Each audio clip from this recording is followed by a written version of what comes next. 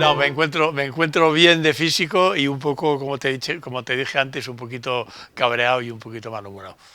Pero bueno, dados los tiempos que corren, no es nada excepcional.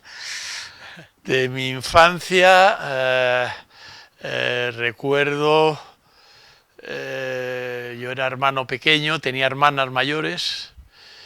Lo que recuerdo, había mucha, una época en la que el mundo que yo vivía estábamos en manos de señoritas. O sea, no nos educaban nuestros padres, no nos, había unos personajes, unas eran encantadoras, otras eran odiosas, que se ocupaban de los niños. O sea, los niños no tenían una relación muy directa con los padres. Y bueno, había como dos mundos, ¿no? El mundo con el que hablabas todos los días, cotidiano, que era un mundo de servicio, y el mundo de tus padres, que era un mundo lejanísimo. Y luego estaba el cine. El primer recuerdo que tengo del cine, yo tenía una hermana mayor que me llevaba mucho al cine, le sigue gustando mucho el cine, y me colaba a ver películas del 4, que tú no sabes lo que es, pero eran películas gravemente peligrosas, donde estaba hiperprohibida la entrada a menores de 18 años. Pero yo era tan canijo que me metían.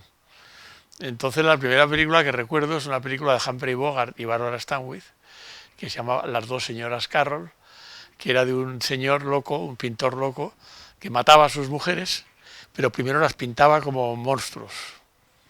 Una película muy curiosa. Y es la primera película que recuerdo. Y ahí me viene, yo creo, el amor por el cine de terror. Bueno, La Gran Vía era, para los que nos gustaba el cine, para los que íbamos al cine, era uno de los dos contactos, porque estaba la Gran Vía, donde se iba de una manera un poco excepcional, pero luego estaban los cines de barrio, que era donde se iba realmente, que eran los programas dobles, que eran el Cine Colón, el Príncipe Alfonso, el Cine Velázquez, el Cine Vergara. Yo vivía en el barrio Salamanca y era poco por esa zona. Entonces, sí, tú sabías que estrenaban una película en un cine de la Gran Vía, pero luego de hecho la veías 2 o 3 años después en un cine pequeño de barrio, ¿no? En el programa doble. Y había este Cine Colón que estaba en la calle Génova, al lado de lo que ahora es Viena Capellanes, que aprovechaban el último plazo de explotación de las películas, hacían unos programas dobles fantásticos. Y ahí es donde cuando éramos pequeños veíamos un poco, hombre, los clásicos de los años 40 y 50, porque ya los anteriores ya estaban descatalogados, ¿no? Pues yo empecé haciendo fotografías y luego cambié una cámara buena que tenía por una cámara de 8 milímetros. Y ya que tenía una cámara había que hacer algo, entonces cogí a mis amigos y empecé a hacer películas de argumento. Y yo lo que hacía era, a mí se me daba muy bien el pastiche, lo que hacía era, si iba a hacer una primera película, pues tenía que ser, por supuesto, una película muda. No podía ser una película moderna, porque no tenía medios para hacer una película moderna. Entonces hacía pues como un melodrama de una huerfanita que tenía unos padres, unos parientes que la explotaban y tal, unas chorradas. O sea, era muy divertido sobre todo porque te permitía estar trabajando con un grupo de amigos, que a mí ese sentido del equipo me ha sido siempre muy interesante, muy importante. El hecho de trabajar con gente, creo que por eso me gusta mucho Howard Hawks, que siempre sus películas son de gente que trabaja junta, como Hatari y Solo los ángeles tienen alas y todas esas películas, ¿no? de gente que trabaja junta. El guateque de conocí a Iván Zulueta me cambió la vida radicalmente, porque yo me enteré que había una escuela de cine que el cine era algo que se podía estudiar como si fuera una cosa seria. Yo lo que no quería en esta vida era ser serio, pero tampoco me apetecía meterme en algo que no tuviera salida. Y cuando de repente me entero de que el cine es algo parecido a una carrera, indudablemente me cambia mucho la perspectiva. Y te examina gente como Berlanga y Borao y tal, que yo tenía otro cariz. Dio la casualidad de que entró el director de la escuela y nos vio a Gonzalo García Pelayo y a unos cuantos así de los más gamberros de la escuela. Hay que decir que eran 68 o 69, que era una época que estábamos un poco revueltos todos. Y entonces se encuentra a Sharon Tate, que era un travesti, un alumno de la escuela de interpretación vestido de chica, se encuentra García Pelayo haciendo de Manson, que además con la barba y tal se parecía mucho, en calzoncillos con un cuchillo, y se encuentra a 3 o 4 figurantes en ropa interior cantando Gallo Rojo, Gallo Negro de Ferlosio. Entonces no hizo muy buena impresión. No hizo muy buena impresión. Entonces decidió que a partir de ese momento había que los guiones de las prácticas tenían que pasar censura. Y eso fue una revolución en la escuela porque nunca había habido censura. Nunca había hecho falta porque las prácticas que hacíamos eran una solterona que miraba por un visillo a un chico que pasaba por debajo, menos Drobe, que había hecho una práctica genial que se llamaba Caza de Brujas. Todas las demás prácticas eran completamente inofensivas. Entonces, de repente, que en la escuela de cine, que era un organismo oficial, se hiciera algo que de alguna manera era provocativo, cayó muy mal. Pero eso tuvo unas consecuencias muy divertidas. Por ejemplo, nos pusieron un espía, un alumno que era de Falange, que no tenía ni puta idea de cine y que cuando había que hacer una práctica no sabía ni escribir un guión ni nada, pero en cambio conseguía juntar a los coros y danzas y poner un escenario en Cibeles y rodar a los coros y danzas. Pero lo curioso es que este personaje, que era un espía, un infiltrado, acabó, por influencia nuestra, enamorándose de Howard Hawks, de Godard, de tal. O sea que había cosas muy, muy bonitas al mismo tiempo, ¿no? Había unos contagios extraños. Desapareció, claro. En cuanto le desenmascaramos, desapareció. Pero yo creo que le dio pena irse, ¿eh? Yo creo que él había encontrado ahí una camaradería y unas cosas que no sé si en Falange se daban mucho. Era muy característico de las contradicciones de la época que Bardem era del Partido Comunista, todo el mundo lo sabía, y era el presidente del Sindicato Vertical de Cinematografía, o sea que tenía... Y la verdad es que yo creo que hizo todo lo que pudo y lo hizo muy bien. Y a nosotros, desde luego, nos puso en casa, porque en aquel momento era imposible dirigir una película como no tuvieras el título de la escuela, o no hubieras hecho una porción de meritoriajes y de ayudantías, que era una locura, que es lo que impidió a Iván Zulueta firmar un 2-3 al escondite inglés, que realmente la dirigió él y la firmó Borao. Había una burocracia rara, una cosa muy pegajosa y muy molesta. No, el primer contacto fue cuando me examinó y él me fue a buscar. Entonces fue muy curioso porque él me contó la historia de mi familia. Me dijo, usted es sobrino de Hidalgo de Cisneros, no sé qué, general de la aviación republicana. Y yo dije, no señor, porque a mí mi familia no me había contado nunca esa historia. Entonces, bueno, me quedé muy sorprendido y muy divertido, empecé a investigar la historia de mi familia. Y me suspendieron la primera vez que me presenté, pero él vino a buscarme precisamente a Viena Capellanes a decirme que me volviera a presentar porque yo iba a ingresar seguro. Y en efecto ingresé al año siguiente. O sea, era un encanto, una persona muy enloquecida, con muchísimo sentido del humor. No se casaba con nadie y era un hombre encantador. Y yo de lo que menos hablaba con él era de cine. Luego ya me llamó para hacer un papelito en la Escopeta Nacional y nada, siempre nos llevamos muy bien. Él, por otro lado, conocía a gente de mi familia, o sea que había una especie de doble relación con Berlanga. Y luego yo, a su vez, conocía a sus hijos. O sea que había relación por todos lados. A mí dudo entre Plácido y la Escopeta Nacional, pero la que más me impresiona hasta el punto de que me resulta prácticamente imposible verla es El Verdugo. Bardem tiene unas películas estupendas, pero para mí los dos están muy influidos por el cine italiano. Bardem un poquito más, a mi juicio personal, por el cine más serio de Antonioni y tal, y Berlanga por toda la comedia italiana de los años 50 que surge del neorrealismo, ¿no? Y los dos tienen cosas muy interesantes, muy buenas. y Bienvenido Mr. Marshall, que la hacen entre los dos, es una maravilla. Bueno, la verdad es que era un señor que tenía fama de tener que acabar en los planos, ¿no? Se dice que una vez había un plano en que el plano acababa alejándose el de espaldas, y entonces en un momento dado, como no podía soportar quedarse de espaldas, se volvió a cámara y dijo, pues eso. Entonces ya siguió andando. Entonces este era un plano que duraba 10 minutos, empezaba en la parte de abajo del Palacio de Linares, ahí en Cibeles, y yo les oía que venían hablando, por supuesto, Berlanga no utilizaba luego el sonido directo, pero rodaba sonido de referencia, venían hablando pues como 10 o 12 personajes subiendo la escalera, un plano de 10 minutos, y cuando llegaban al final del plano estaba yo esperándoles, que era un guía de turismo, y tenía una pequeña escena con López Vázquez.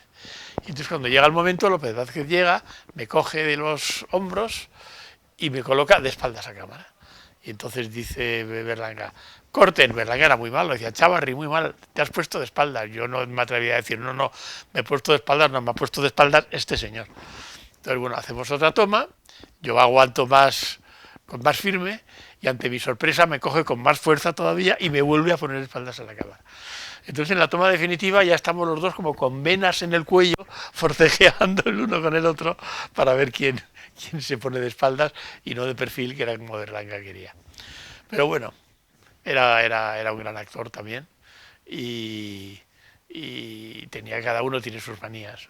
Bueno, vamos a ver, cuando yo no dirigía era completamente distinto. O sea, tú te das cuenta cuando has sido, por ejemplo, como yo, que he sido director artístico, que he sido ambientador, que he sido montador, que he tenido varias labores en el cine, te das cuenta cómo cambia todo en el momento en que eres el director.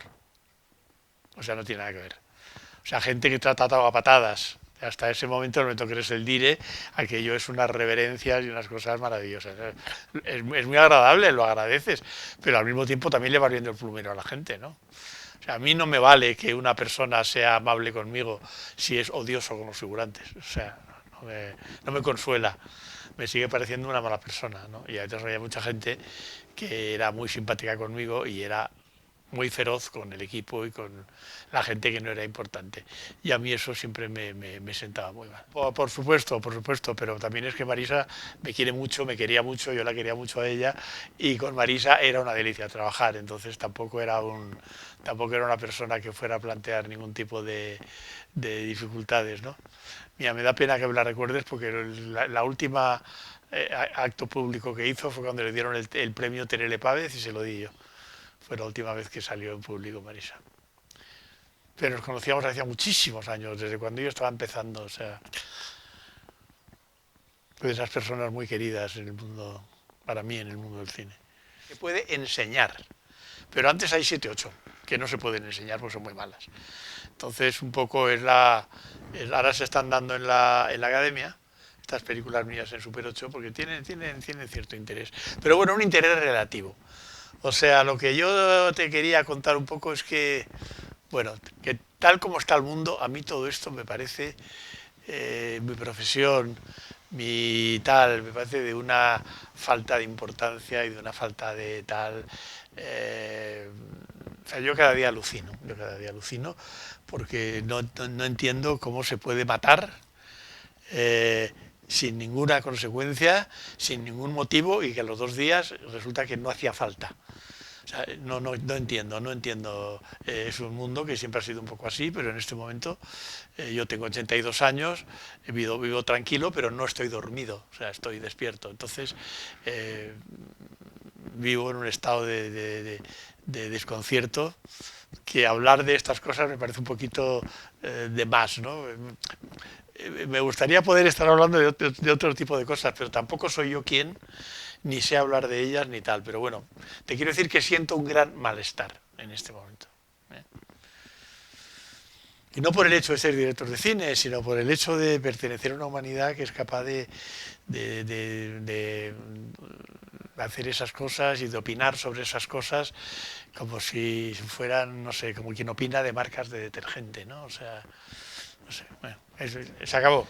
Pues la primera película, que era Los viajes escolares, recuerdo una cosa muy clara. Recuerdo que yo era el director de la película y era el que menos sabía de todo el equipo. Y era una situación muy, muy curiosa. Yo era muy consciente de eso, ¿no? Y, por ejemplo, era muy consciente de que yo decía, cámara aquí.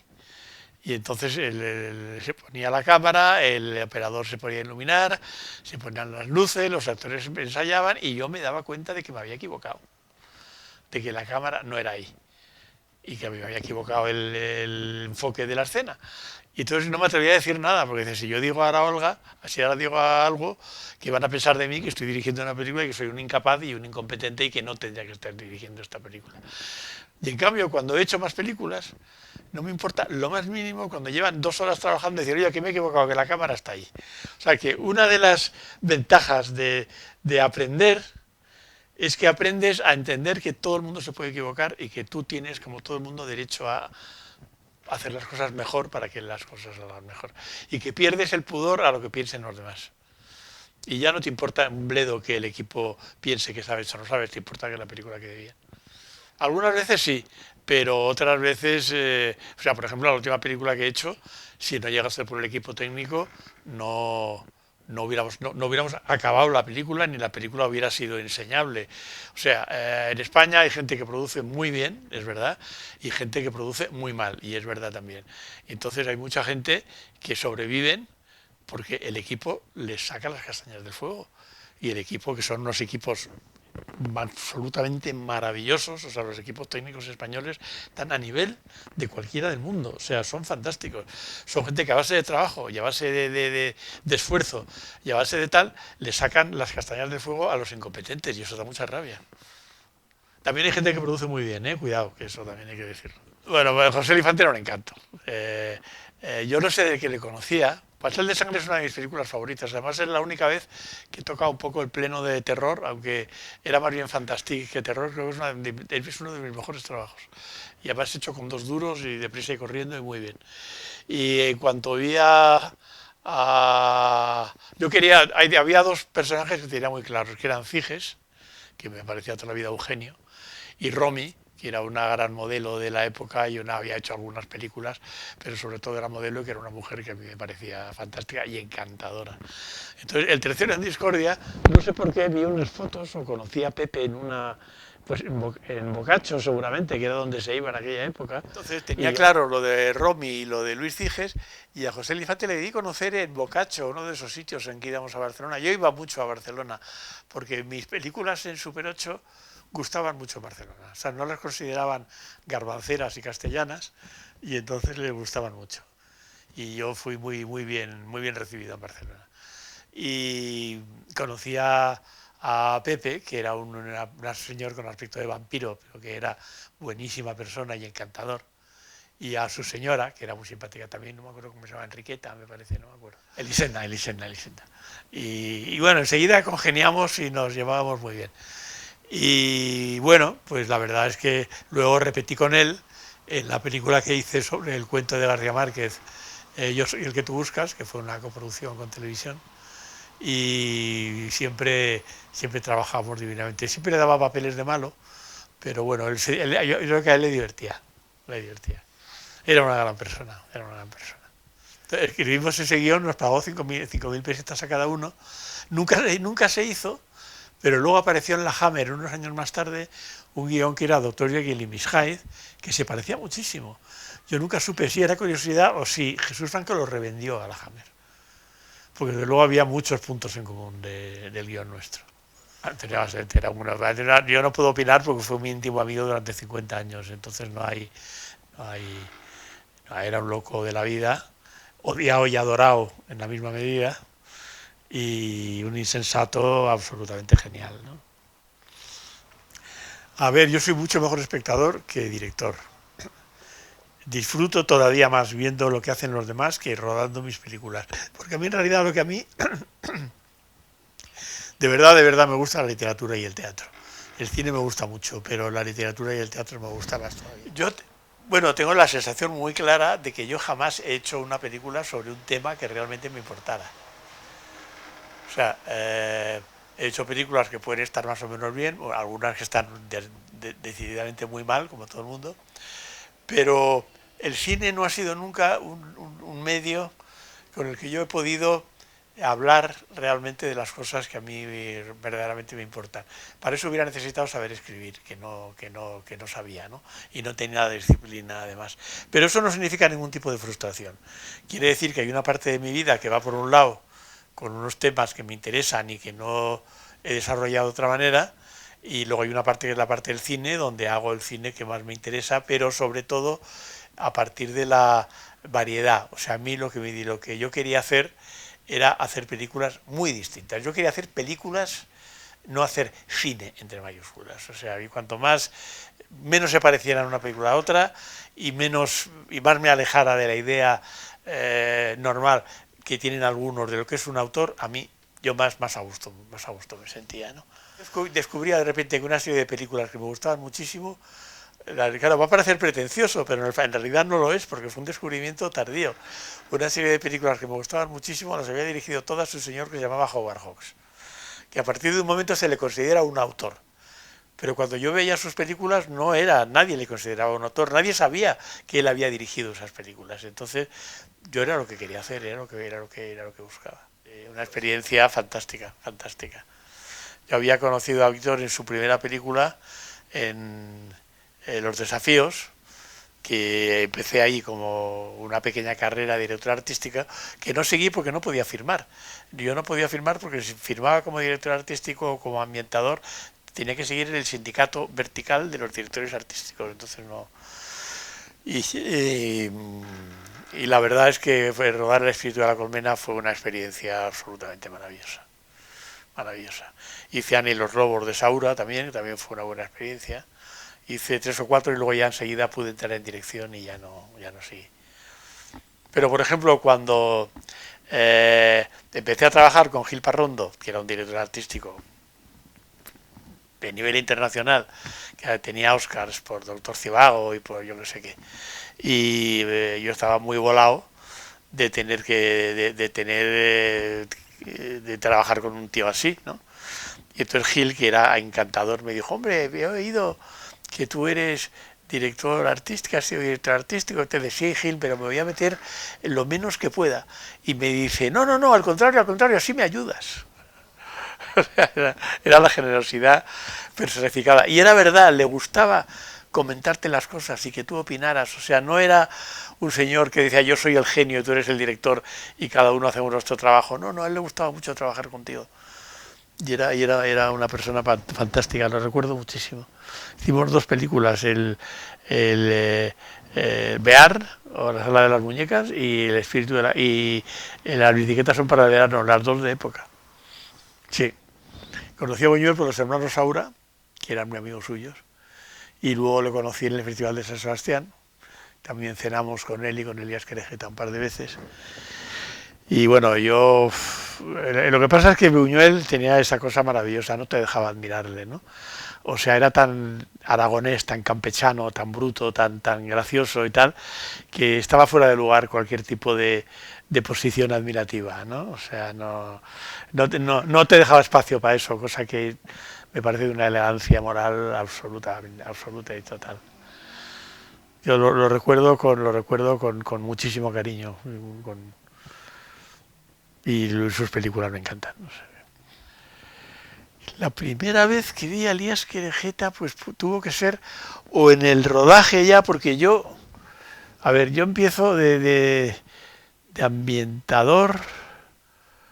Sí, ya me acuerdo. A mí me mete de ayudante de dirección artística un amigo que hacía Los Desafíos, la película esta de Elías. Entonces me llama él, Elías por su cuenta dice que sí. Entonces el primer día que le conozco es en casa de Lucía Bosé, que estaba rodando uno de los episodios que dirigía Claudio Guerín, y yo todavía no trabajaba en ese sketch, que lo hacía todavía porque había habido un problema con el director artístico y nosotros veníamos a sustituirlo, y de repente este amigo me dice, mira, ese es Elías Querejeta, y veo a un señor con una camisa abrochada hasta aquí, y nada, ya fue hicimos 3 películas juntos, y bueno, 4, porque luego hice Ana y los lobos de director artístico y El espíritu de la colmena de director artístico. O sea, en total trabajé en 5 películas con Elías, que fue una época muy específica de mi vida. perfectamente. Yo había hecho unas películas de Super 8 que Elías había visto y le interesaron. Y entonces me dijo, voy a hacer una serie de cortos con una serie de directores jóvenes que me interesan, que era Ricardo Franco, Álvaro del Amo, Antonio Gasset, yo y no sé si había otro. Y me dice, vais a plantear cada uno un corto. Y yo dije, yo no quiero hacer un corto normal, yo quiero coger una cámara, meterla en un manicomio por una serie de motivos. Yo había estado dentro de manicomios franquistas, que no te puedes imaginar lo que eran.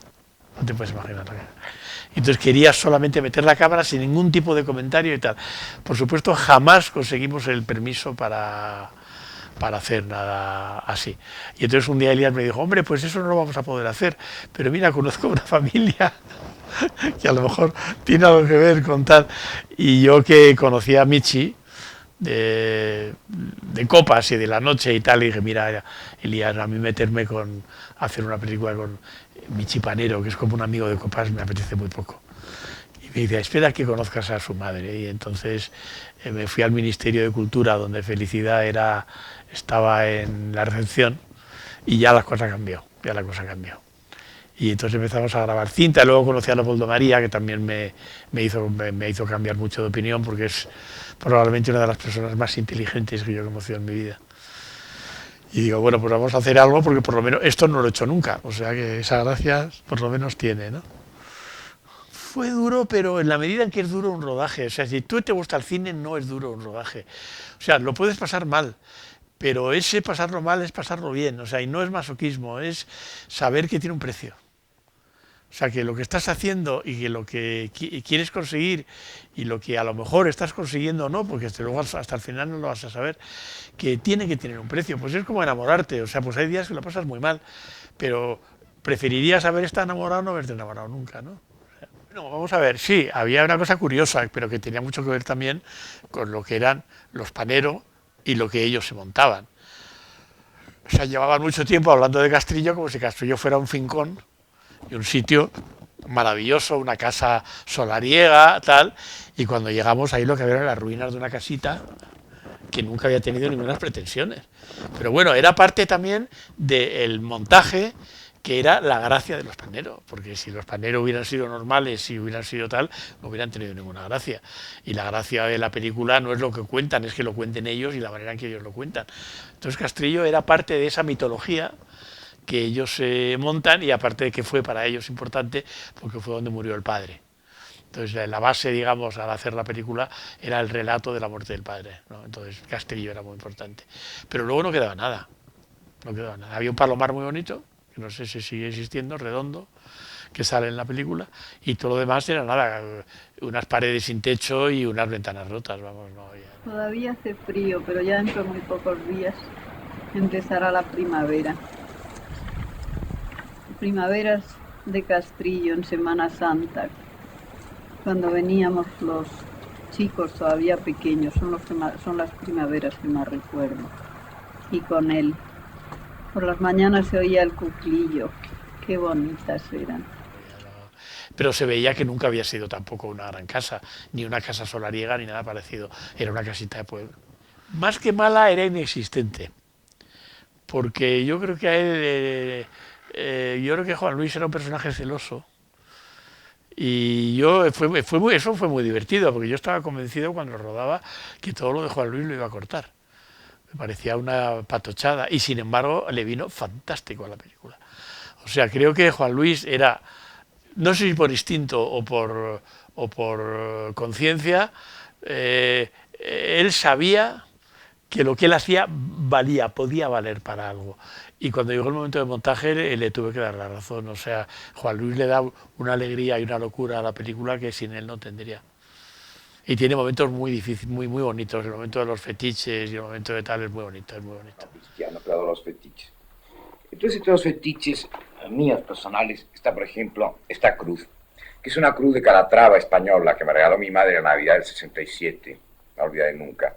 Pero que en el fondo es una cruz bizantina, y yo adoro el bizantinismo, como se podrá ver a lo largo de esta película. Luego suelo viajar con este cuchillo automático que me ha salvado el pellejo 2 veces. Lo compré en París en 1900. No, no fue en París, fue en Ginebra. En París fue la segunda vez cuando le cambié el muelle. 1960. Me ha salvado 2 veces el pellejo. Luego hay un caballo japonés que me compré en San Francisco, en Chinatown, que ahora está muy de moda con Polanski. Un caballo precioso. Lo compré con mi mujer, es el único fetiche que comparto con mi exmujer. Pero supongo que no me dará demasiada mala suerte tenerlo en común. O sea, Juan Luis era un poeta, podía ser peor o mejor que Leopoldo María, pero era un poeta. Y yo creo que eso él me odiaba, pero todo el tiempo quería salir con un abrigo que yo tenía, que era un abrigo afgano, de esos de piel, y salía en la película con eso. Y él a veces se montaba los planos y tal, y no hacía nada mal. Le acabé teniendo un gran respeto a Juan Luis. No, la idea que tuve de él durante el rodaje, cuando llegué el momento del montaje, me eché para atrás y dije, no, este tío está muy bien, o sea, no quiso saber nunca nada de mí, ni de la película, ni nada, pero me da igual. O sea, yo no tengo ningún mal recuerdo y me parece que lo que hizo Juan Luis por la película benefició a la película. Es que es una estrella. O sea, a Felicidad Blanca que le pasaba lo que a Bette Davis, que salía y ya solamente te interesaba y no era lo que contara, era cómo lo contaba, la voz, la belleza, la manera de ser fotogénica, el aplomo, cómo novelaba mientras contaba, ¿no? O sea, cómo buscaba un lenguaje que ya sabía que era literario para hablar de algo de su vida como si fuera una especie de escritura, ¿no? Era muy graciosa. Me pareció demasiado lúgubre o raramente extraño el silencio de la habitación. Entré, di la luz, pero no vi nada normal en su cara. Al cogerle la mano y buscarle el pulso, la noté fría, enormemente fría. La mano cayó inerte. Pensé, Dios mío, ¿y si el pulso le ha fallado? Y luego tengo una cosa que a mí me gustó mucho, que fue la que más partido le sacó a la película, porque cuando se estrenó la película Felicidad floreció.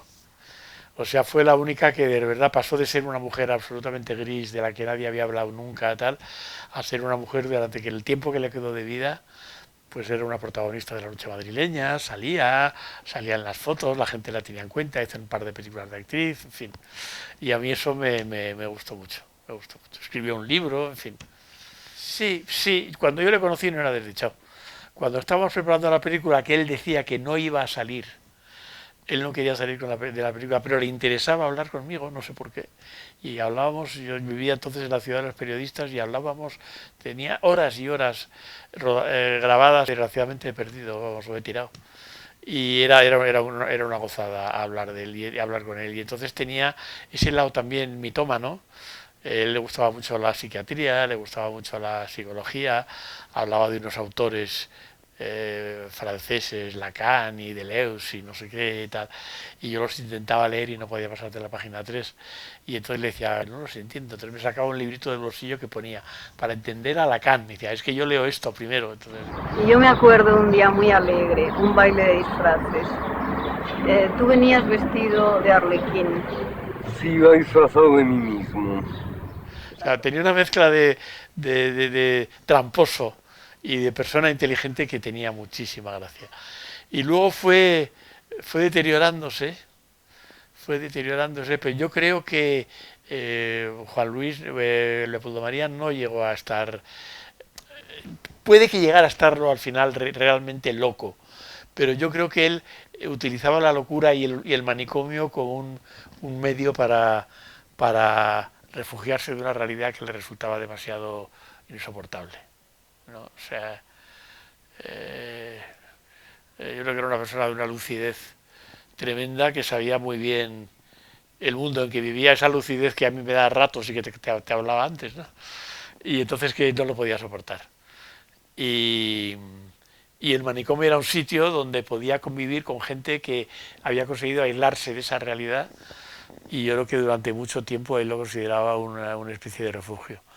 Lo que pasa es que era un refugio peligrosísimo, claro. Se le fue poniendo cara de loco, se le fue poniendo voz de loco, o sea, acabó siendo como uno de los internos de aquel manicomio donde yo quería meter la cámara antes de empezar a rodar El Desencanto. 30 años antes. Superior, ¿no? Por ejemplo, la temática del apocalipsis, que la escogí muy tardíamente, está ya en uno de esos primeros poemas, uno que dice: y los libros hablaban y hablaban, pero Dios iba diciendo: pronto se acabará el mundo. Y luego había otro muy bonito, que aún me acuerdo, que era: y mi corazón temblaba, no era un sueño, y fueron muriendo todos los soldados de la guardia del rey, y mi corazón seguía temblando. Michi era curioso, Michi era muy listo. Yo creo que la idea de la película, seguramente, aunque Elías diga que venía del mismo Elías, yo creo que seguramente es muy probable que la idea de la película venga de Michi. Y Michi creyó, Michi era fotogénico, Michi era guapo, Michi era brillante, Michi sabía hablar. Yo creo que Michi creyó que la película le iba a convertir en una especie de protagonista. Y lo que se convirtió en protagonista fue la película, porque ni siquiera fui yo el que me convirtió en protagonista, fue la película misma la que funcionó. Y entonces, bueno, pues Michi consiguió un par de trabajos en el país, tenía una columna sobre televisión y tal, pero nunca le sacó demasiado partido, y no porque escribiera mal, sino porque yo creo que era muy perezoso. Yo empecé una serie de carreras, empecé filosofía, empecé políticas y luego empecé cine, no terminé ninguna, ni siquiera me examiné en algunas. Después de eso trabajé 2 años en el Instituto de Cultura Hispánica, dictando oficios, pero estuvieron a punto de echarme porque lo hacía muy mal. Entonces no supo sacar la partida. Entonces tuvo conmigo una etapa muy agresiva, que se metía mucho conmigo, porque yo creo que en el fondo lo que sentía era que yo no la había colocado en el sitio que le correspondía, ¿no? Entonces tenía...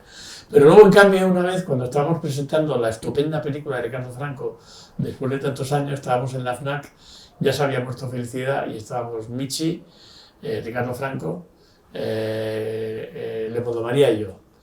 Y Michi no hablaba nada, y Leopoldo María decía sus cosas, y Ricardito contaba sus experiencias, y de repente Michi dice: Jaime, yo quiero que tú te des cuenta de que has cogido una historia completamente vulgar y la has convertido en una leyenda. Y a mí que Michi fuera capaz de decir eso en público me pareció fantástico. Y desde entonces también, o sea, a mí me ha pasado una cosa muy bonita en la vida, y es que he acabado respetando a gente que no he empezado respetando. Y prefiero siempre eso a lo contrario, ¿no? Prefiero eso que perder el respeto a gente que he respetado. Y al final de su vida, cuando ya estaba muy enfermo, Michi me llamaba y me decía que a mí me partía el alma. O sea, decía: no te llamo porque para darte la lata, te llamo porque eres el único que me coge el teléfono. Y cuando estaba con gente la echaba, o sea, también eso es. Pero vamos, se ha quedado como representante de una generación perdida que no supo hacer las cosas, o que no... Sí tuvo oportunidades, quizá no demasiadas, pero sí tuvo oportunidades, pero es un referente para una generación de gente que ahora tiene 50 o 60 cosas, que se consideran de alguna manera, si no fracasados, sí un poco inútiles en la vida, ¿no? Yo creo que hay un poco de todo. Tóxicos, aparte de los conocidos, yo no conozco ninguno. O sea, bebían, como todo el mundo sabe que bebían, pero yo tampoco he tenido ninguna no he visto nada que tuviera que ver con drogas, o con, se fumarían sus porros como todo el mundo, pero vamos, no. Y lo de que dice este chico de los manicomios es un poco lo que te decía yo, o sea, Leopoldo acababa volviéndose loco porque elige vivir con los locos. La definición de la locura me da igual lo que diga Fernández Duro o lo que fuera. Hay una experiencia muy graciosa con Fernández Duro que luego, si quieres, te cuento.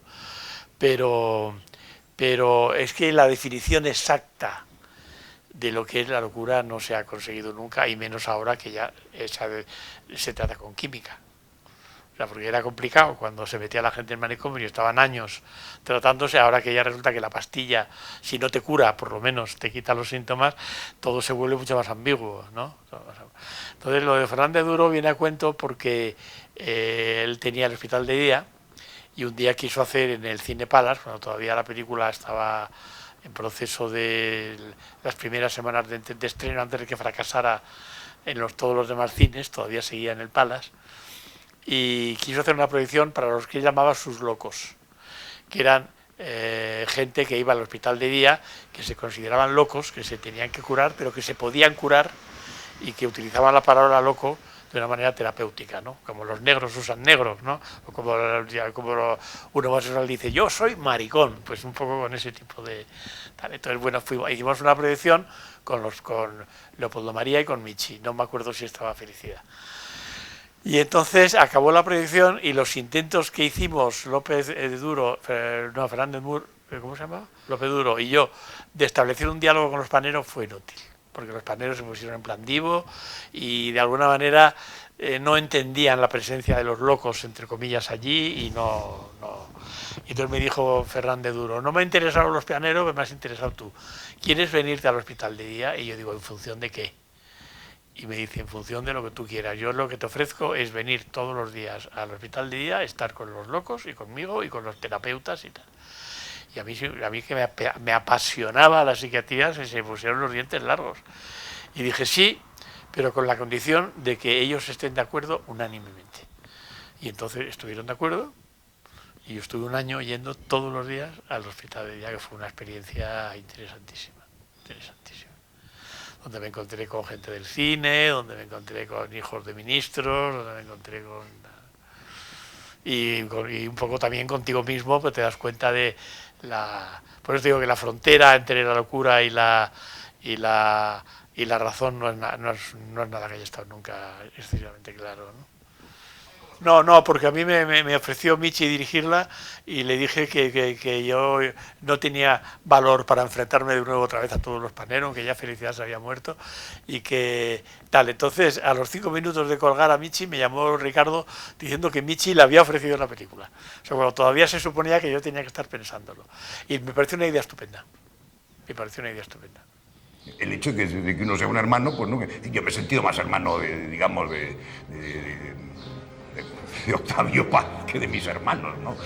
Me he sentido más cerca de Vicente Alexandre 80 veces que de mi padre, ¿no? O sea, que eso no elige sus propias familias, lo digamos a los 50 años. Yo he elegido a mis hermanos, mis padres, y no tienen nada que ver con los reales. Sí, me sorprende muchísimo porque, claro, yo la he visto muchas veces y para mí es muy aburrida, pero también entiendo que es una película especial, también entiendo que no es una película al uso, ¿no?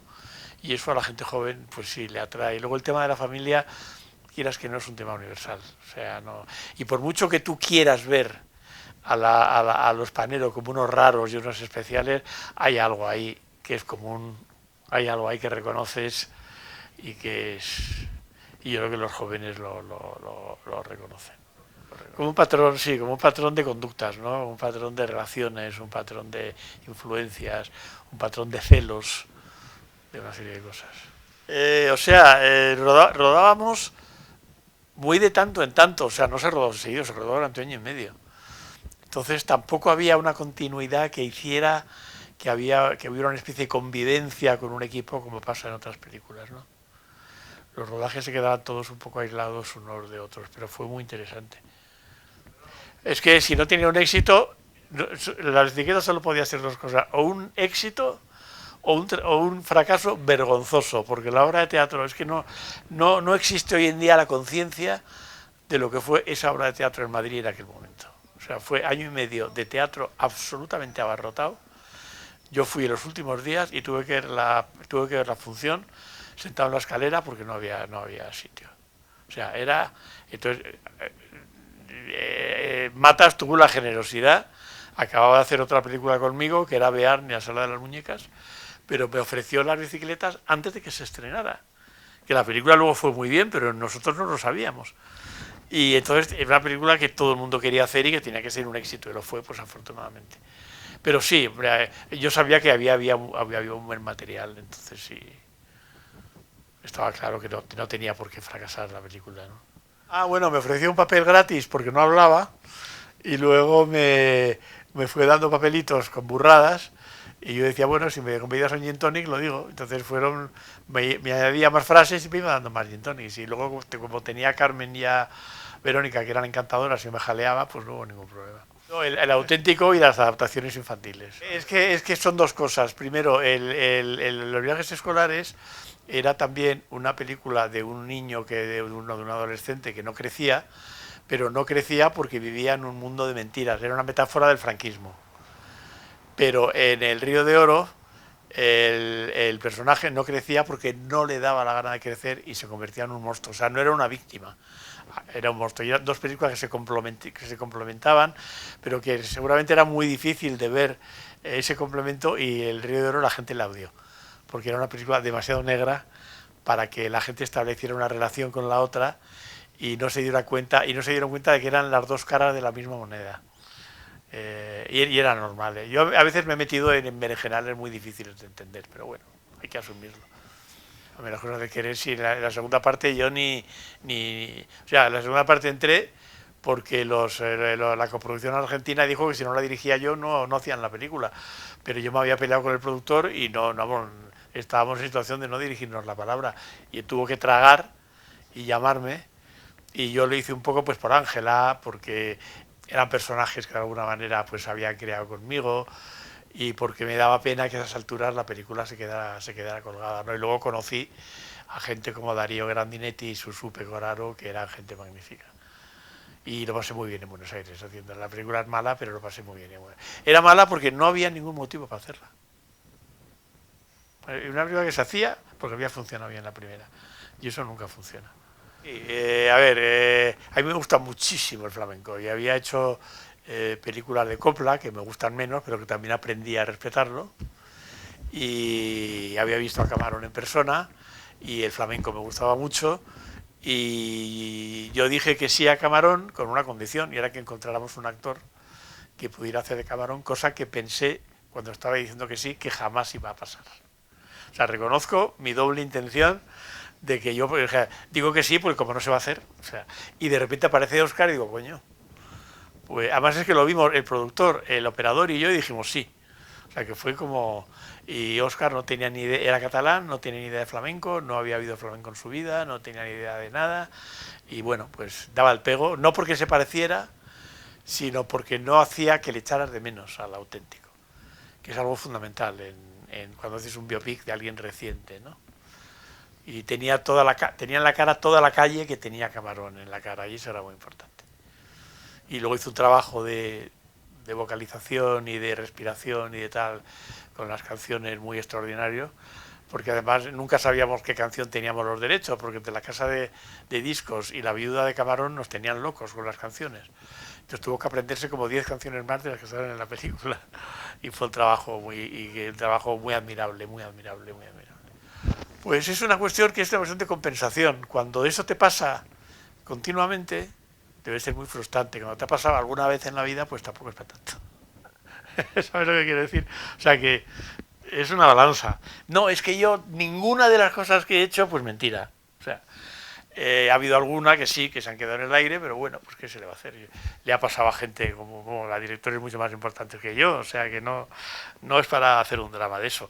Esta es una profesión absolutamente privilegiada, es una profesión de privilegiados, y es una profesión que ya tienes la suerte de pertenecer a ella y de poder haber hecho 20 películas y haber tenido una carrera de 50 años ya es un privilegio. Entonces las quejas que puedas tener son quejas de quejica, no son quejas serias. El 90% de lo que sé. O sea, el alumno es esa persona que te plantea el problema que tú no te plantearías. Es fundamental. O sea, es justo esa pregunta que tú no sabes hacerte a ti mismo y él te la sabe hacer. Entonces es de una riqueza continua y continuada. O sea, a veces dice, les estoy sacando yo mucho más partido de lo que yo les estoy dando. Y luego yo creo que no hay buenos profesores, hay buenos alumnos. O sea, un buen alumno saca partido a un mal profesor, porque aprende lo que no tiene que, sabe qué es lo que no tiene que coger de ese profesor. Y un profesor, si el alumno no es bueno, no puede hacer absolutamente nada. O sea que yo creo que es mucho más importante a la larga el alumno que el profesor. Lo que se trata es en mi caso, es establecer un diálogo en el cual el alumno tenga muy claro que nada de lo que tú dices va a misa. O sea, que no es nada más que la experiencia concreta de una persona que se ha dedicado durante muchos años a una profesión y que tiene una experiencia concreta, pero que no es una experiencia válida en todos los casos, ni una experiencia válida en general, que es para el que le pueda valer, ¿no? Y es un poco como lo he visto yo, siempre, ¿no? Entonces digo, "Bro, que el profesor de al lado os dice lo contrario, elegid vosotros.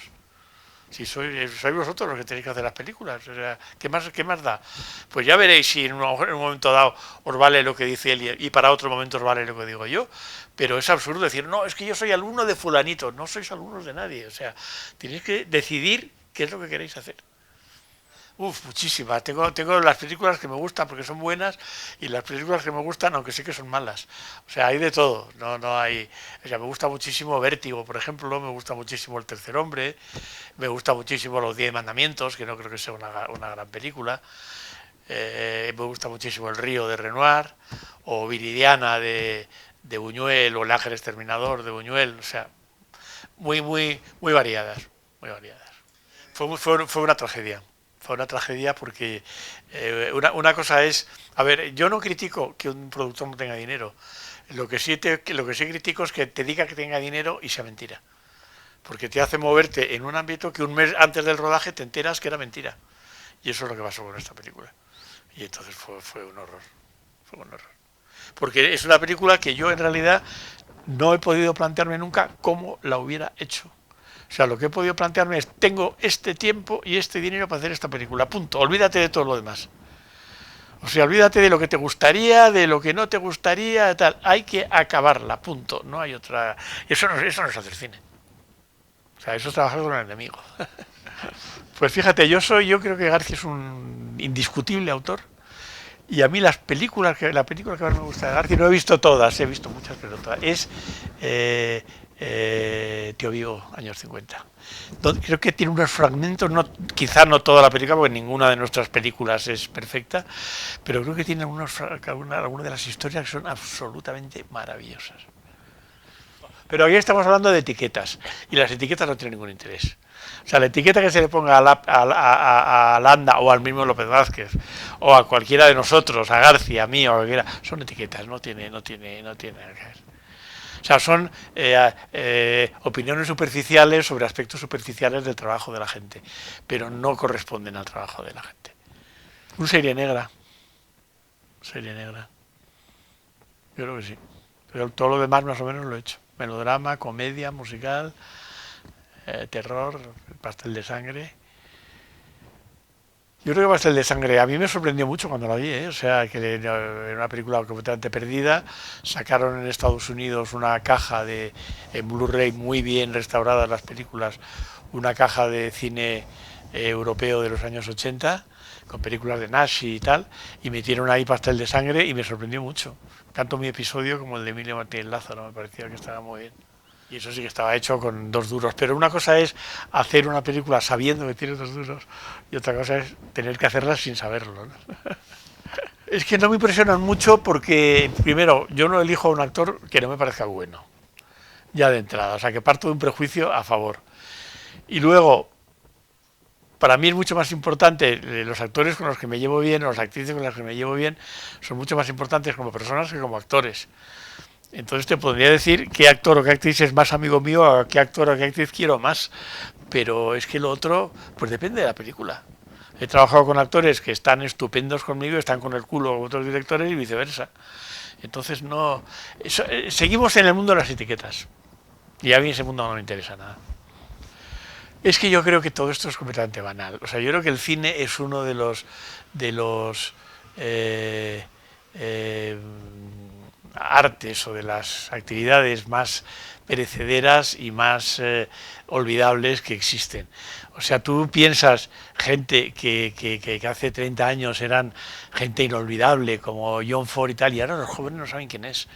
O sea, es muy relativo. Yo creo que es precisamente lo que tiene de gracia es que dura lo que dura y es lo que es. Y hay que mirarlo dentro de ese ámbito, no hay que buscar de 3 pies al gato. Luego siempre hay unos locos cinéfilos que dicen, no, aquella película muda de no sé quién, y dices, ¿tú quién? O sea, pero que no es ese el juego. El juego es hacerlo y verlo en su momento. Para mí, o sea, estos son opiniones absolutamente personales. No hay un juego de ser Miguel Ángel o de ser, bueno, te diría que ni siquiera incluso de ser Bob Dylan. O sea, nada, a ti Conrado.